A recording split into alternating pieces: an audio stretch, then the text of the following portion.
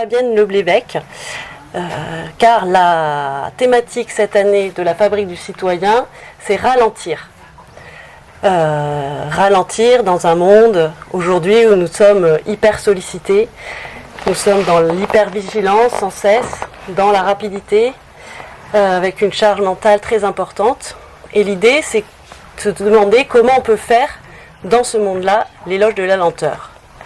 Et Fabienne Leblévec, vous avez un parcours assez extraordinaire, qui est très intéressant sur cette thématique. Vous êtes professeur des écoles à la base. Vous avez vécu 21 ans en Colombie, à Bogota, et vous êtes une très grande marcheuse. Grande, je sais pas, mais marcheuse, oui. Et vous êtes également artiste, puisque vous dansez, vous chantez, vous écrivez des poèmes. Et vous avez fait plusieurs fois le pèlerinage de Saint-Jacques-de-Compostelle et également un pèlerinage au Japon, sur la péninsule de Ki, qui est le Kumano-Kodo. Exactement. Et donc quand on marche, on ralentit.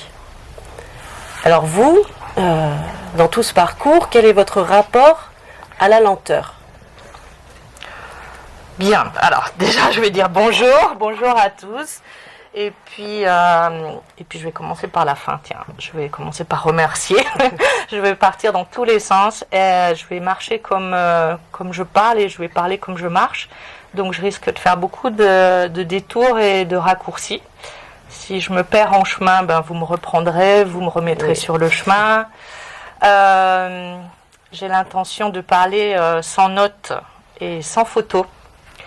J'ai quand même un petit filet avec moi parce que j'ai parlé avec vous pendant une semaine chez moi et même dans le tram, etc. Vous ne le saviez pas, je ne vous connaissais pas, mais je parlais quand même avec vous. Et donc j'ai beaucoup de notes autour du temps parce que cette invitation m'a permis de réfléchir à ce que le temps, comment j'appréciais le temps quand je suis sur le chemin ou quand je ne suis pas sur le chemin. Donc si j'ai des blancs, je pourrais toujours regarder ce que je vous ai dit pendant une semaine.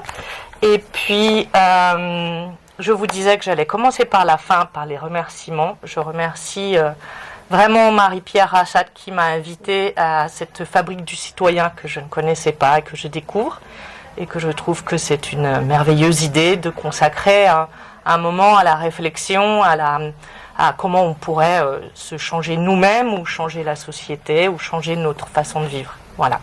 Donc, un grand remerciement à Marie-Pierre Rassat, à Gwenaëlle qui va s'occuper de faire rebondir le discours, et puis aussi à vous tous pour vous être déplacés ce matin à 11h et vous êtes levés, voilà, pour écouter ce que j'ai à vous dire. Donc un grand merci. Je reviendrai certainement à la fin sur les remerciements. Comme ça, nous pourrons faire un chemin en boucle et nous pourrons revenir à notre point de départ si je l'oublie pas. Donc, on en était où ? Le rapport au temps. Le rapport au temps. Mais ça serait plutôt ma deuxième partie parce qu'en fait, je voudrais vous dire, refaire un peu la frise chronologique linéaire de ce qui m'est arrivé. Parce qu'en fait, je n'ai pas tout contrôlé là-dedans. C'est ça qui est justement très agréable. C'est quand on perd le contrôle parce que habituellement, quand on travaille, on essaye d'avoir tout sous contrôle. Un emploi du temps sous contrôle, etc. Tout est très organisé. Avec un chemin, on commence à perdre le contrôle. Et moi, je n'arrête pas de m'amuser à perdre le contrôle. J'essaye toujours de voyager en errant et en jouant un petit peu tout au hasard. Et j'essaye d'abandonner justement mon contrôle fric. Contrôle fric, F-R-E-A-K. Je suis un peu un monstre du contrôle, donc quand je voyage, j'essaye de perdre ce contrôle.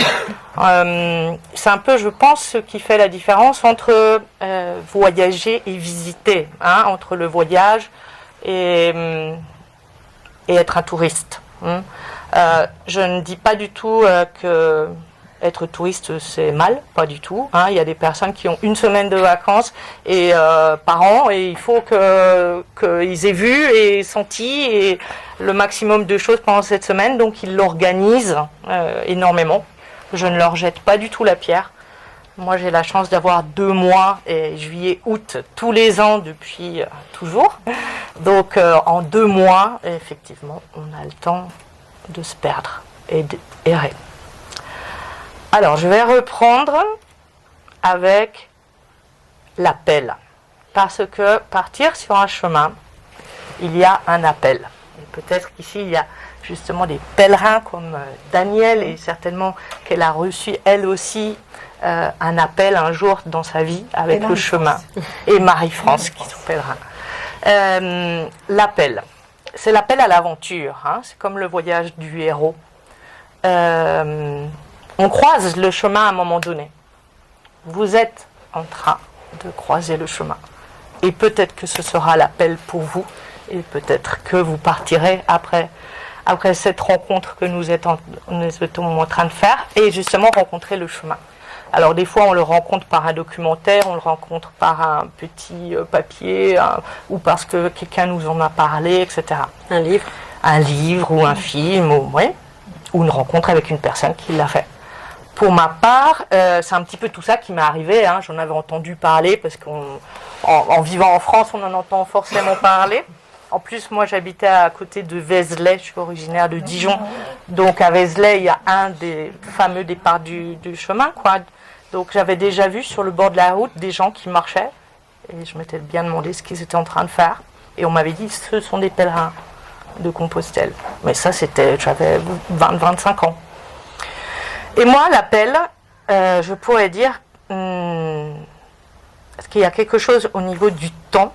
C'est-à-dire que je peux dire qu'il y a un début, pour moi c'est 2013, mais j'ai pas de fin. Beaucoup de personnes me demandent est-ce que tu as fait le chemin en entier.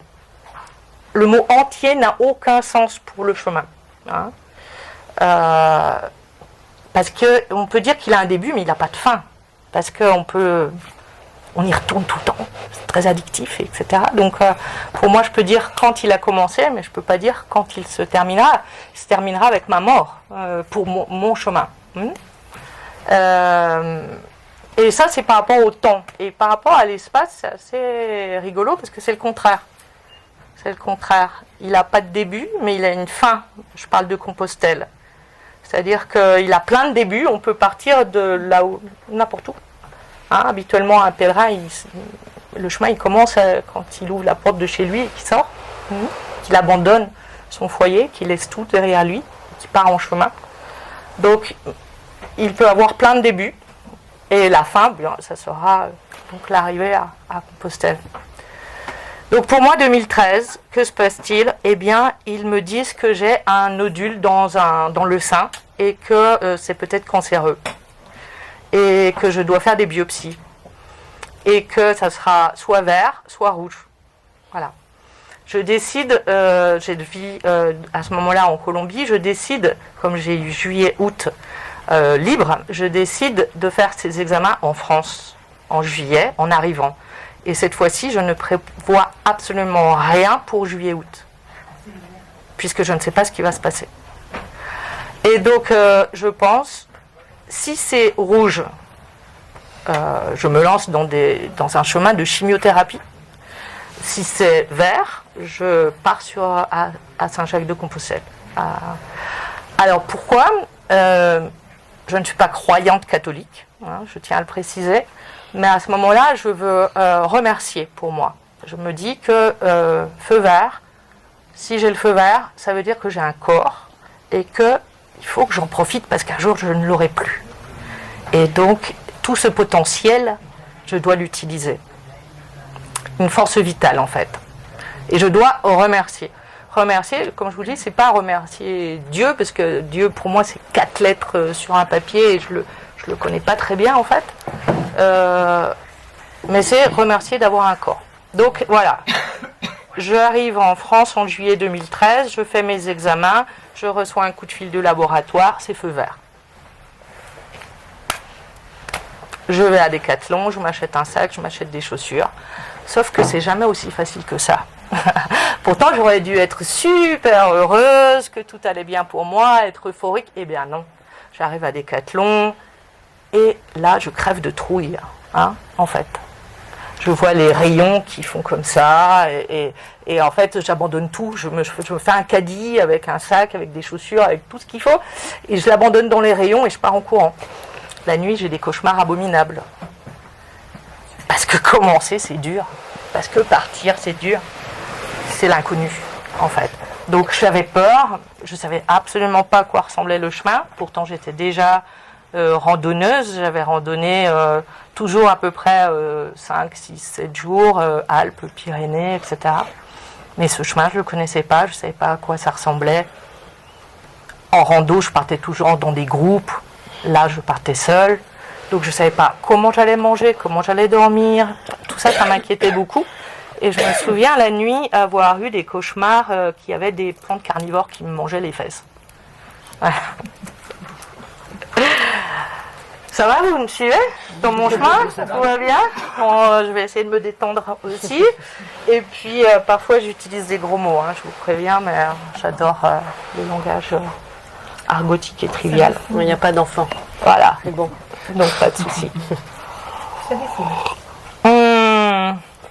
Donc j'essaie quand même de pas trop entrer dans les détails parce qu'il y en a des milliers et des milliers d'anecdotes. Et je vais essayer d'aller al grano, comme on dit, c'est-à-dire un peu plus direct, au grain. Donc 2013, je pars, je fais donc Saint-Jean-Pied-de-Port, Santiago. Après Santiago, je continue à Fisterra, je remonte à Murcia et je reviens sur Santiago. Alors là, je vais vous faire une petite acclaration, une petit éclaircissement sur l'histoire du chemin. Et peut-être que ça ne plaira pas aux catholiques, mais je suis désolée, c'est comme ça. Comme je vous ai dit, je ne fais pas le chemin parce que je suis catholique. Vous savez aussi que le chemin est catholique. Mais bien avant ça, le chemin était le chemin des hommes préhistoriques du néolithique. Quand vous regardez une carte, on comprend tout de suite. Vous voyez, tous les chemins traversent l'Europe et arrivent à Santiago. Mais ce n'était pas Santiago de Compostelle à ce moment-là qui voulait voir les hommes préhistoriques. C'était Fisterra, aller jusqu'au bout. Fisterra, fin des terres. Finistère, Finistera, Fisterra. C'est le même Finistère que nous avons, nous, en Bretagne. Oui. Donc, qu'est-ce qu'ils allaient voir, les hommes préhistoriques? Eh bien, tout simplement, où meurt le soleil? Parce que c'est quand même, pour un homme préhistorique, on se demande bien où il va, ce soleil. Donc, c'était normal qu'il y avait déjà un pèlerinage.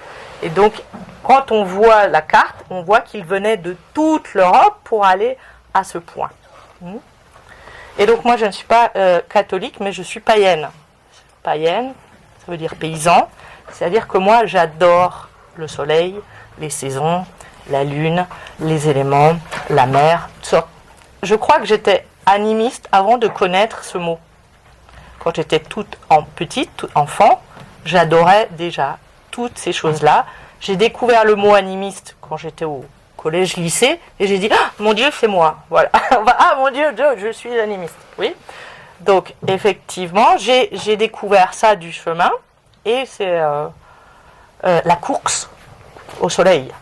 Parce que vous comprenez bien que les hommes préhistoriques, quand le soleil disparaissait, et quand il disparaissait aussi en hiver, c'était le flip complet. Parce que est-ce qu'on va manger? Le soleil, c'est ce qui nous permet de vivre, de manger, de faire pousser les plantes. Donc, il l'avait bien compris. Ensuite, pourquoi c'est devenu catholique? Il y a toujours des phénomènes de syncrétisme entre les religions.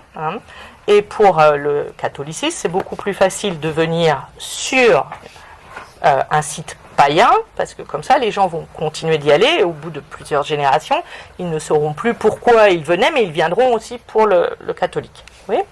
Donc, et c'était au 8e siècle, à ce moment-là, Arabes et musulmans étaient en train de grimper par Jérusalem. Ils avaient déjà envoyé 8 croisades. Donc là, du côté de Jérusalem et Rome, c'était à peu près bloqué. Mais les Arabes étaient en train de monter par la péninsule ibérique et faisaient quelques incursions comme ça en France. Donc, comment faire pour les bloquer? eh bien, Rome a pris une décision, même à l'époque c'était peut-être Avignon, parce que les papes, je crois qu'ils étaient à Avignon, 8e siècle, et ils décident de faire une troisième ville sainte.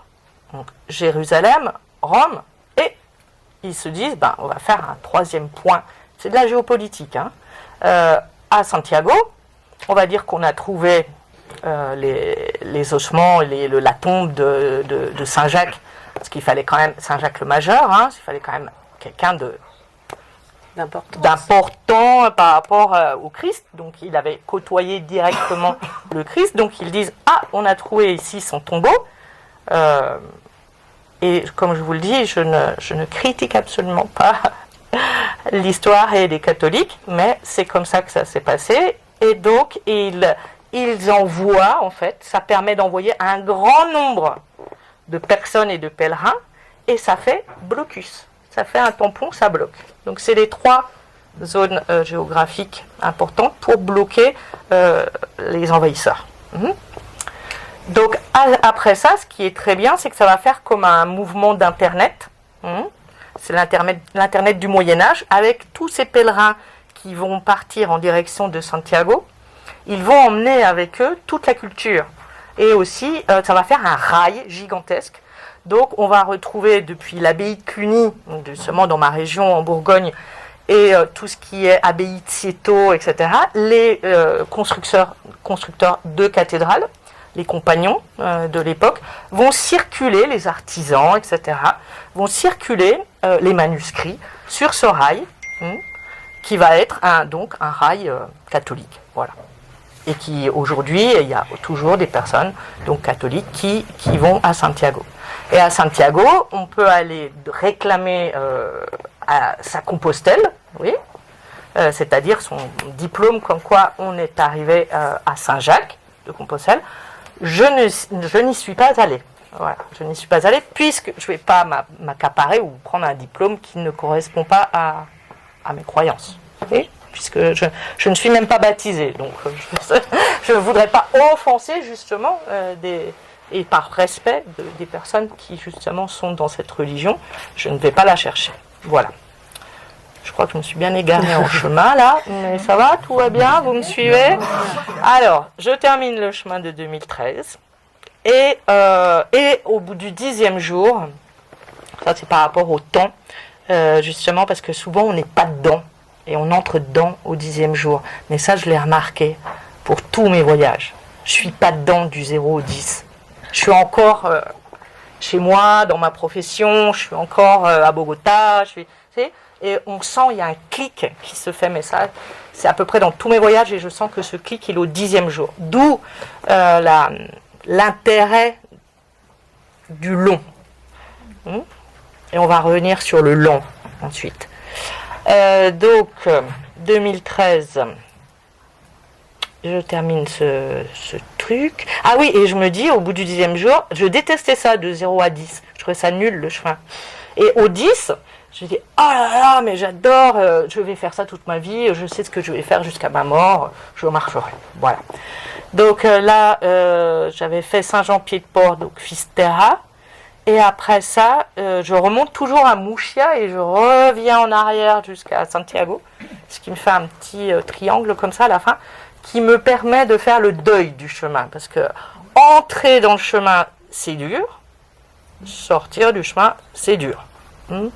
C'est faire un deuil, c'est dire au revoir au chemin. Et il va falloir retourner dans ce rush et dans ce quotidien qui est tellement différent.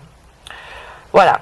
Et après 2013, que se passe-t-il? 2014, normal. 2015, je fais un petit truc un peu bizarre, c'est-à-dire que je décide de errer à Bogota dans un quartier de Bogota qui s'appelle Soledad, solitude, et je décide de errer 15 jours pendant 12 heures par jour. Bon. Tout ça pour voir et entendre plutôt ma radio intérieure. Donc je erre pendant que mes collègues sont dans les Caraïbes, à la plage, moi je gère dans un quartier bon, voilà, bref. 2015.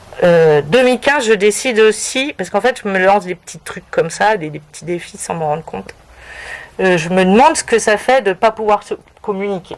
Comme vous avez remarqué, je souffre de logorrhea, je parle énormément, je suis un moulin à parole, je saoule tout le monde. Donc cette année-là, je décide de partir au Vietnam, là où je ne pourrai plus me communiquer.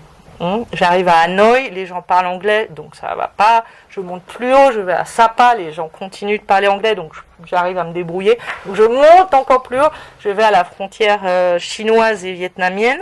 En fait, normalement, c'est interdit de passer parce qu'il y a des problèmes de guerre militaire, etc. Il faut un visa. J'arrive à avoir un visa pour aller sur ces routes, mais finalement, après, plus personne ne me comprend. Et moi je comprends plus personne, et du coup je voyage sans visa sur cette frontière, et là je retrouve mon état en fait de bébé, quand on peut pas s'exprimer avec ses parents, quoi, donc quand on n'a pas le verbe. Donc ça, une autre expérience. 2013, 2015. 2016, je repars sur le chemin, et cette fois-ci, je me dis, tiens, je vais faire le chemin côtier, et je vais faire 1000 km. Voilà. Donc je fais 1000 km en 40 jours. Je crois que j'ai été bien 3 jours, et 37 jours, j'ai été malade. Voilà. Là, je suis allée au bout, mais du bout, j'ai repoussé toutes les limites de mes forces. Et j'ai fait tomber mes limites mentales, quoi. On en a tous, quand même. Donc ça, c'est 2016. Et à la fin, j'en ai tellement donc bavé que le dernier jour, je traverse la ville pour aller retourner sur Madrid et Madrid-Bogota. Et là, je traverse la ville habillée en pèlerine pour aller prendre le train. Et là, je comprends ce que je viens de faire. Je viens de faire 1000 km et là, je n'en reviens pas, et je me sens un samouraï. Voilà. Enfin, pourquoi un samouraï? C'est l'image qui me vient. Je me dis... waouh, qu'est-ce que je viens de faire? En fait, c'est un peu plus, c'était kung-fu, enfin, kung-fu, quoi. Et ça vous a redonné de l'énergie. Bah, j'ai senti une espèce de puissance bizarroïde, quoi, de ce que je venais d'avoir accompli. Et je prends le train, j'arrive à Madrid, et poum, dans un magasin, je vois ça en fait.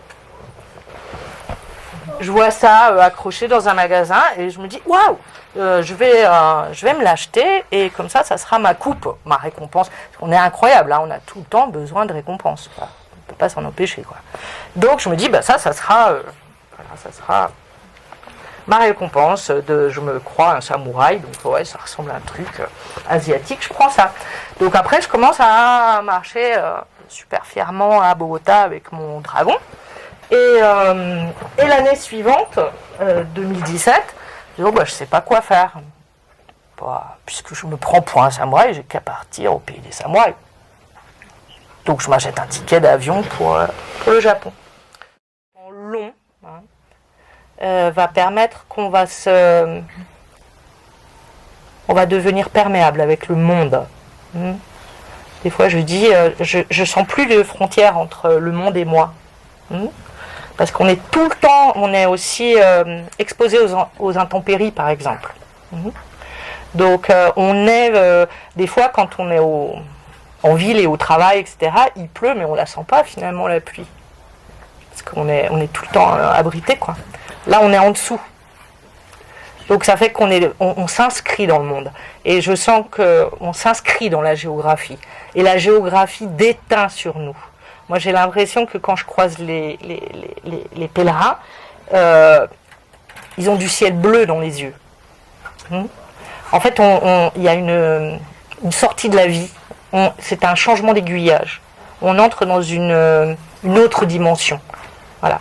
Pour nous, le chemin, et on se reconnaît entre pèlerins puisque on est allé dans cette autre dimension, et que des personnes, des non-pèlerins, ils sont pas entrés dans ce truc tellement bizarroïde qui est en parallèle de la vie. Et c'est en parallèle de la vie pour plein de raisons. Par exemple, là, je reprendrai le mot de clochard céleste de Jacques Kerouac. D'ailleurs, je chante souvent les premiers matins quand je repars comme ça, je fais on the road again, parce que on fait un changement d'aiguillage et pam, on se retrouve dans cette autre dimension. Et ce qui m'a surpris, c'était quand on m'a invité pour cette fabrique du citoyen et Marie-Pierre m'a dit ralentir. Au début, mais ça m'a pas parlé du tout, quoi. Parce que on ne ralentit pas sur le chemin. Il faut qu'on mange du kilomètre quand même, parce qu'il faut qu'on arrive. C'est pas vraiment un ralentissement, parce qu'on a un quotidien, une discipline. Il faut vraiment qu'on ait lavé notre linge, il faut qu'on ait mangé, il faut qu'on ait dormi. Mais c'est un autre quotidien, quoi. Et puis en plus, c'est de l'ordre de la survie. Laver son linge, manger, dormir, c'est de l'ordre de la survie. C'est très important pour nous d'entretenir aussi notre corps, cette mécanique. Donc ralentir, au début, ça ne me parlait pas. Mais ralentir, je l'ai perçu la première fois quand j'ai fait le chemin et qu'ensuite je suis revenue en avion. Parce que j'ai vu qu'en l'espace de... J'ai fait Santiago-Paris et j'ai vu passer le paysage que moi j'avais fait en un mois et en des heures et des heures. Je l'ai vu passer en même un peu moins d'une heure. Parce qu'un avion il fait du 800 km/h et nous on fait du 800 km par mois. Donc c'est là que j'ai senti que oui, j'avais ralenti. Enfin, c'était un temps très différent. Mais comme je vous dis, sinon, on a une véritable discipline. Et il y a autre chose par rapport au temps que je me suis aperçue, c'est quand j'étais retournée, j'avais terminé mes 1000 km et je suis arrivée à Dijon dans ma famille pour voir ma famille et j'avais fini le chemin. Et le lendemain, je me suis réveillée, j'étais toute seule dans l'appartement de ma sœur et tout, et je voyais pas d'horloge. Enfin, je disais, mais quelle heure j'ai dormi longtemps là, mais quelle heure il est et tout. Et automatiquement, je suis allée sur le balcon pour voir le soleil. Et au soleil, j'ai dit, oh, il est 9h30. Et ça ne m'était jamais arrivé d'avoir ce réflexe. On l'a perdu. On est des personnes qui vivent en lumière artificielle, on est des citadins, etc. On n'est plus des paysans, on ne regarde plus le soleil pour savoir quelle heure il est. Et là, j'ai eu le réflexe. Voilà. Et j'ai dit, oh là, il doit être 9h30. Parce que j'ai vu sa hauteur dans le ciel et que je l'ai senti, en fait. Parce que parce que j'avais marché pendant un mois et je l'avais senti tous les jours. Et que j'avais pris le rythme. Et donc, et après, j'ai allumé la radio. Et là, France Inter, il dit, qu'il était 9h30. Je dis, voilà. Donc ça nous donne des nouvelles capacités, en fait, des nouvelles compétences. Donc ça, c'est par rapport au temps. Il y a ce temps aussi profond comme je vous disais, que le chemin, il a un début pour nous avec cet appel, El Llamado, qui est très fort, mais qui n'a pas de fin. Mais après, comme je vous disais, moi, les chemins, ils m'envoient d'un chemin à l'autre. Donc c'est pas seulement le chemin. C'est depuis 2013 que je suis dedans. Ça fait déjà des années que je me sens à l'intérieur du chemin. Et je suis désolée, je parle beaucoup, je ne vous laisse pas poser de questions, mais j'ai encore plein d'idées. Moi, je bois un petit coup. Bon, et vous allez bien, tout va bien, personne ne s'endort. Je vois que Daniel ferme les yeux. Alors, tiens, ça c'était une autre chose. Je ne voulais pas vous montrer d'images. Je ne veux pas vous montrer de photos parce que tout le monde attend les photos. Je ne veux pas vous en montrer parce que je veux que vous utilisiez votre imagination. Et puis des photos, si vous en voulez, c'est pas difficile. Vous tapez ça sur Google et vous en trouverez. Et puis sinon, vous allez sur mon compte Facebook et Instagram et vous en verrez aussi des photos. Donc, j'ai pas envie de vous en montrer. Madame, vous aviez une question. Non, c'est juste que moi, c'est vrai que j'ai développé la capacité dont elle dit de savoir l'heure tout le temps. C'est pour ça, d'ailleurs, j'ai jamais de montre. Et moi, j'ai la chance aussi, quand il fait nuit, de savoir encore l'heure. C'est un truc bizarre. Et je me trompe en général qu'à 2-3 minutes. Non, mais quand on n'a pas l'habitude de vivre sans montre, même la nuit, effectivement, ou le matin, au bruit qui parviennent de l'extérieur, s'ils exactement. sont imperceptibles, on sait plus ou moins quelle arrivée. Et ça, c'est On ce sait que plus voilà. ou moins aussi le temps qu'il fait, s'il pleut, c'est curieux. Ça, c'est une autre connexion au monde et c'est ce que je recherche souvent et cette perméabilité, être perméable. Je dis, le monde me parle, oui, et je parle au monde. Et je sens qu'il y a une porosité, oui. Bien plus justement quand on est en voyage et tout ça que lorsqu'on est dans un rush avec une to-do list. Après, il y a quelque chose qui est très drôle entre pèlerins aussi. Des fois, je me dis, mais les gens, ils nous entendraient. Les gens, ils nous entendraient parler, mais ils diraient, mais ils sont complètement cinglés, ces oiseaux-là, quoi. Je me souviens un coup être à une terrasse et d'entendre des pèlerins parler à Santiago. Et c'était deux personnes plutôt 65 ans, enfin plutôt retraitées, deux hommes, qui disaient oh bah tu sais, moi 800 ça me va, 800 kilomètres, ouais, ça me va à 800 kilomètres, parce que comme ça je le fais en un mois, je m'absente qu'un mois, comme ça ma femme elle gueule pas trop, et tout, donc oui, et puis moi, 30 par jour, ça me va. Donc 30 km par jour. Parce que quand je fais un peu plus et tout, je commence à entrer dans le rouge.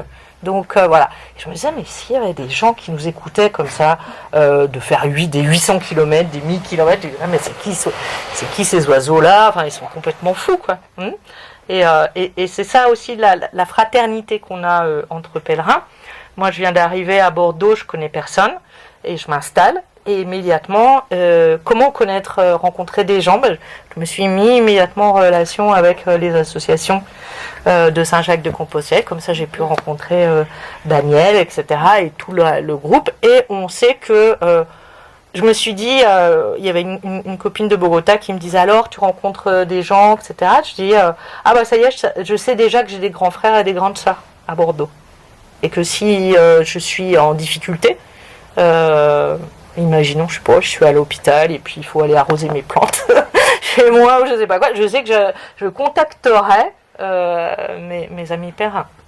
Parce que sur le chemin, on est tout nu. On est en état de survie un peu tout le temps. Ce qui est très agréable aussi, ce qui fait, comme je vous disais, ce monde parallèle, c'est qu'il n'y a plus de CSP. Il n'y a plus de catégories socio-professionnelles. Parce que ce soit, je sais pas, on va dire le roi ou l'esclave, il aura les mêmes ampoules.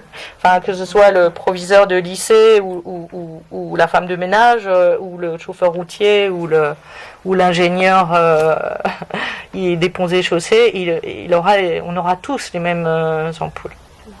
On retrouve une égalité. Exactement, parce qu'on est des humains face à des nécessités premières, en fait. Premières et primaires. Ah oui, il y a un copain, un coup, il me dit... lui, il était très spirituel et très, très intéressé par ça, mais il l'avait jamais fait. Et il me dit, de toute façon, le plus important dans le chemin, c'est la question. Moi, j'avais déjà fait au moins 2500 ou 3000 kilomètres et tout. Quelle question, enfin... c'est parfois aussi ça des visions très romantiques, hein, sur le chemin ou par exemple sur l'écriture. Voilà. Moi j'écris aussi et les gens ils vont dire oh c'est tellement romantique, on s'assoit à sa table le matin avec son café puis on se met à écrire. C'est pas vraiment comme ça quoi. Enfin moi je me mets pas à table, j'écris plutôt dans ma tête dans le tram avec des notes de voix. Enfin et puis des fois c'est dans la souffrance quoi. Enfin c'est pas forcément dans le truc hyper romantique. Donc il me dit ouais le plus important c'est la question. Moi mes questions c'est est-ce que mes chaussettes seront sèches pour demain? Est-ce que je vais trouver une baguette de pain? Combien il me reste d'eau? Enfin bon. Qu'est-ce que je voulais dire avec ça? Ah si, il y a un truc qui est rigolo sur le chemin. On va repartir sur le temps long. C'est que au début du chemin, quand on sort à peu près, par exemple, de Saint-Jean-Pied-de-Port ou Irun et tout, il y a une effervescence dans on dirait des gamins dans les dortoirs, des adolescents qui sont en colonie de vacances et et qui partent sur le chemin et ça rigole et ça se couche pas et à 1h du matin ça parle encore et toi tu viens d'où, t'as fait quoi comme études et tu t'aimes quoi et tu fais quoi dans la vie, etc. Et ensuite, au milieu du chemin, ça se calme. Ça se calme l'effervescence parce que là, on est dans une routine. Et je pourrais dire que là, on n'est plus des bébés et des adolescents du chemin, on est des espèces d'adultes. Les adultes du chemin, c'est devenu notre métier en fait. C'est boulot, un peu comme métro boulot dodo en fait, mais du chemin. Voilà, c'est notre job de la journée. Faut y aller quoi. Pa. Puis, parce qu'on est entraîné par cette routine. Quoi. Et puis après, il y a l'arrivée à Santiago.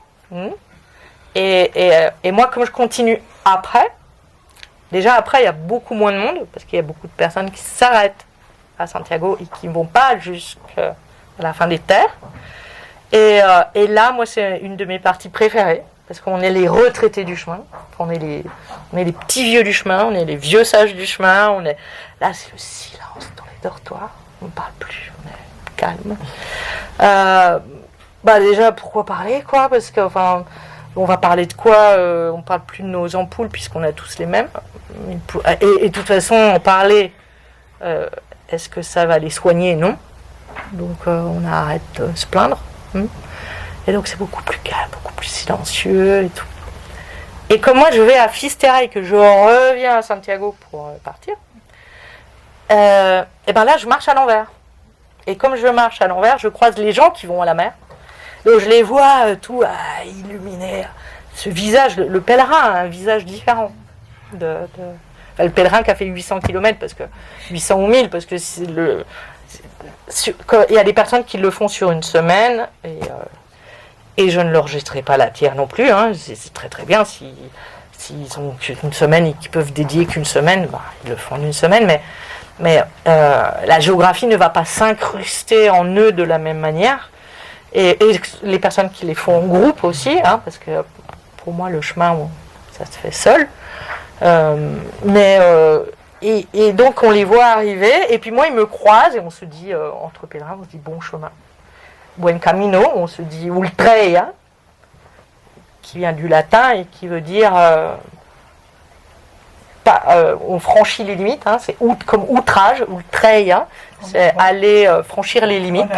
En avant, voilà, mais il y a le côté frontière, voilà, ultreia, outre, dépasser encore plus loin. Et donc, moi, ils ont un grand sourire parce que j'ai vu la mer et que j'en reviens. Enfin, voilà, on a cette complicité entre nous quand on se croise. Voilà.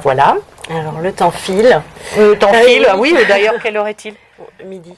Ah, midi, au secours, j'ai encore des milliards de choses à vous dire. Voilà, c'est que vous puissiez poser... voilà, on va arrêter sur le récit, on va écouter. Oui. Pour rebondir sur tout ce que tu as dit, moi j'ai fait le chemin 2007, 2008, 2009, 2010. On a tous des bonnes raisons de se dire un jour ce que tu en dis. Je pars. Ça c'est le plus dur. Le Exactement. départ. Mais alors après, sur le chemin, chacun vit suivant sa vie, suivant plein de choses. Chacun son chemin. Et donc, il y a des gens, j'ai rencontré des gens formidables sur le chemin. J'ai rencontré, excusez-moi, des cons. Non, pas intéressants. Mais le chemin, c'est la vie.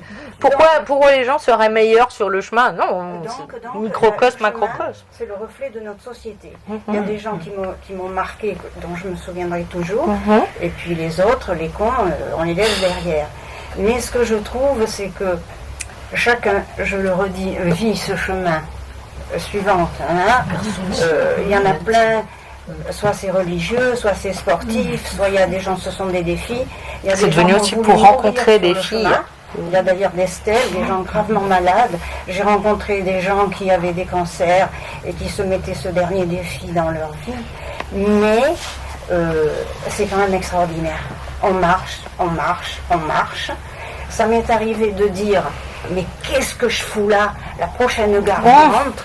Et donc, ça, on se le dit ça. Parce que dès qu'on a on oublie toutes les souffrances.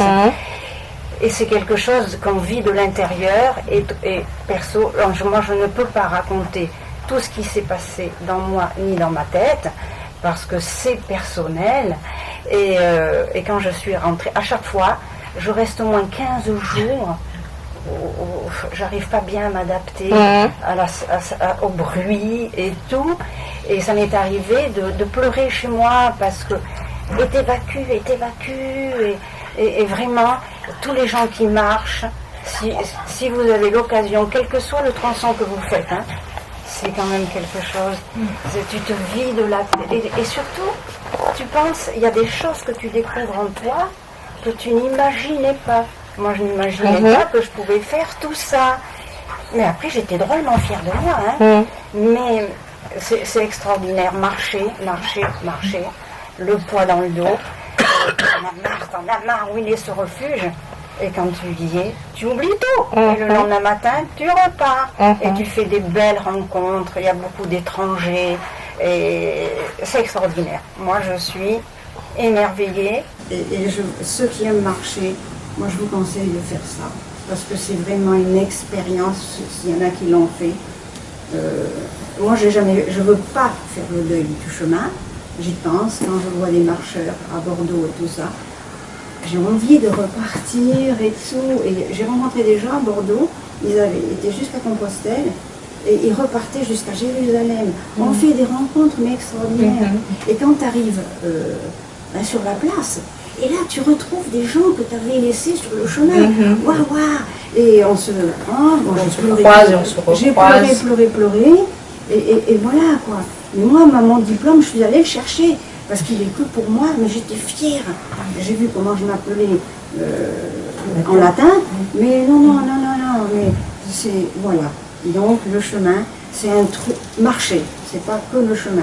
Marcher, tracer, même si on en a marre, on en ressort complètement changé. Après, il ne faut pas croire, hein. J'ai repris ma vie, machin, je suis redevenue chiante comme avant de partir et tout, hein. Mais sur le moment, je sais pas. Et le chemin infuse en fait, même après le chemin, ça va avoir des conséquences sur nos vies. Oui. Il y a avant le chemin et après le chemin. Exactement. Voilà, moi c'est ça. Il y a un avant et un après. C'est-à-dire sur le chemin, on se dépouille. Voilà, on se dépouille. De l'inutile. C'est-à-dire du rasoir électrique, de la machine électrique et tout ça. Alors qu'on s'est contenté d'un savon de Marseille pour la lessive, pour le shampoing et tout ça, voilà. Et on s'en trouve très bien. En fait, on simplifie voilà. À l'extrême. Tout devient très simple. Donc, c'est très dur pour le corps, mais beaucoup plus facile pour la tête, en fait. Et la tête va tout le temps alimenter le corps. Ça va faire des connexions comme ça. Puis il va se passer plein de choses aussi physiologiquement, quoi. On va produire beaucoup d'endorphines, d'adrénaline, de toutes sortes de choses. Donc moi je dis souvent, on est drogué, c'est addictif, c'est normal, hein, parce que et après on a une dépression. Moi j'ai eu une dépression très très grave après les 1000 km. Pendant un mois vraiment j'étais parce que mes jambes voulaient marcher en plus. Hein, j'étais à la maison et j'étais sur le canapé et je sentais que mes jambes voulaient marcher. Et en fait c'est un peu comme la cocaïne, hein, ça rend l'esprit très clair, quoi. On se met à penser de façon très très claire. Et moi j'ai vidé, je ne sais pas ceux qui l'ont fait, en marchant, à un moment donné, je me suis surprise, je pleurais en marchant, ça m'a fait un bien fou, et je sais ce que ça m'a fait, des deuils, etc., que j'avais enfouis en moi, et là j'ai tout craché, en marchant et en pleurant. Waouh, j'étais plus légère. Voilà. Moi que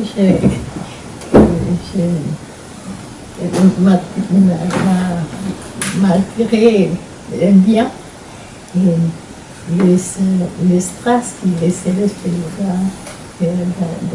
dans son chemin. J'étais en Espagne, j'ai fait 3 séries par ici. J'allais avec mon fils, à l'époque il a 11 ans. Il toujours repérait les endroits où il espérait laisser des petites des cailloux. Oui, parce qu'on va laisser. Mais c'est presque un langage. les cailloux de chacun, c'est comme si chacun raconte son histoire, laisse son âme.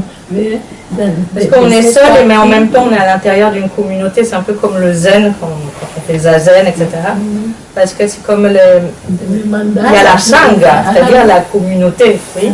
Et puis d'ailleurs religion, ça veut dire religare en latin, et ça veut dire relier avec le sacré, mais aussi relier entre les personnes. Et c'est ce qu'on ressent beaucoup dans le chemin. Et c'est pour ça que un pèlerinage est différent d'une rando dans les Alpes.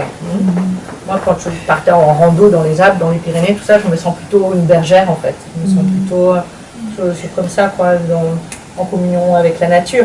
Alors que là, sur le chemin, on va être, c'est vraiment une métaphore de la vie, parce qu'on va pouvoir, par exemple, marcher, ce que je détestais au départ, quoi. Je disais, mais qu'est-ce que je fais là, mais pourquoi je suis pas partie dans les Alpes?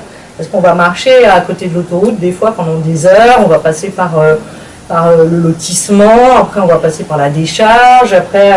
mais comme c'est une métaphore de la vie, effectivement, on va passer par tous ces endroits qui sont super laids, et quand on va arriver sur une plage, très belle, ou un paysage, là on va encore l'apprécier davantage, vous voyez, parce qu'on sera passé par la décharge publique juste avant, quoi. Ce qui nous arrive aussi dans la vie. Et... Ce qui m'intéresse dans votre témoignage, c'est aussi... l'humilité du marcheur par rapport à son environnement. Il y a le défi physique, il y a le but à atteindre, mais il y a également le fait de se sentir tout petit, au même niveau que les autres, dans un projet. Et ce projet, c'est marcher, atteindre un objectif.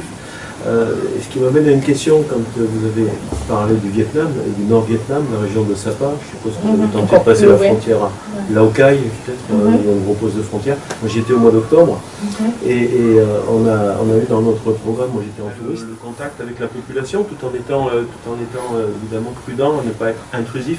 Comment vous gérez ça? Je ne parle pas de la partie espagnole ou française qui est beaucoup plus, entre guillemets, simple de ce point de vue-là, de traverser, mais de régions plus éloignées. Comment vous gérez cette retenue pour ne pas être non plus, entre guillemets, le pèlerin moyen ou le marcheur moyen qui traverse pour traverser? Alors moi, je ne sais pas ce qui se passe avec moi, mais je me fais adopter partout, donc les gens m'adoptent, c'est assez simple, quoi. Parce que je suis une femme seule, donc les gens, ils m'adoptent rapidement, donc je me retrouve très vite dans des familles. Ça m'est arrivé plein de fois d'arriver dans un village et d'aller tout de suite trouver un hôtel. Enfin, moi, je dors dans les hostals à $3 la nuit, et des trucs à cafards, etc. Donc je vais m'installer je pose mon sac et je repars en recherche de nourriture et tout. Et finalement, je ne dors pas là. Je retourne chercher mon sac et je demande si on peut me rembourser ou tout ça, parce que 2 heures plus tard, il y a une famille qui m'a adoptée et puis je vais dormir dans une famille. Et ça, c'est possible que lorsqu'on est seul. C'est pas possible. Enfin, j'ai déjà aussi voyagé à 2 ou à plusieurs. C'est aussi très agréable, mais c'est pas du tout le même trip, quoi. Ça n'a rien à voir. Si on est déjà 2, tout ça, les gens ils vont pas nous adopter de la même façon. C'est plus facile d'adopter une personne que 2 ou 3, quoi. Et puis je crois que c'est peut-être le fait qu'ils voient une femme et qu'ils pensent que je suis vulnérable et qu'ils veulent me mettre à l'abri. Donc non, ça se passe toujours très bien, quoi, avec les populations. Et puis après, comme je vous disais que j'étais partie au Vietnam avec l'intention de ne plus pouvoir communiquer verbalement, c'est développer aussi cette capacité de pouvoir tout le temps d'inventer des choses pour pouvoir communiquer.